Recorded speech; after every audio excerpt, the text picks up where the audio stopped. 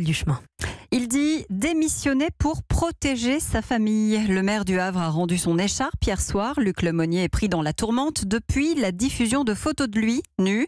Cliché qu'il aurait envoyé à une femme au moins, victime des agissements de l'élu. Le successeur d'Édouard Philippe est un proche du chef du gouvernement qui a d'ailleurs réagi ce matin pour dire que c'était une décision responsable vu qu'on est quand même, Pauline Jacot, dans une affaire de selfie pornographique. Oui, c'est en mai dernier qu'une femme alerte les élus municipaux du Havre. Elle leur envoie une lettre accompagnée de photos. Un cliché du maire, Luc Lemonnier, nu, qu'elle aurait elle-même reçu sans l'avoir sollicité. En guise de réponse, elle est convoquée chez le procureur de la République. Rappel à la loi pour avoir divulgué des photos personnelles. Dans la ville du Havre, certains avaient connaissance de telles photos comme Mathieu Brasse, socialiste et conseiller municipal. J'étais au courant que des photos dénudées du maire du Havre, en effet, circulaient. Par contre, je découvre par la presse les témoignages de femmes qui, en réalité, auraient reçu ces photos sans leur accord et de manière insistante. Ce matin, je suis abasourdi par ce genre de pratique lorsqu'en plus,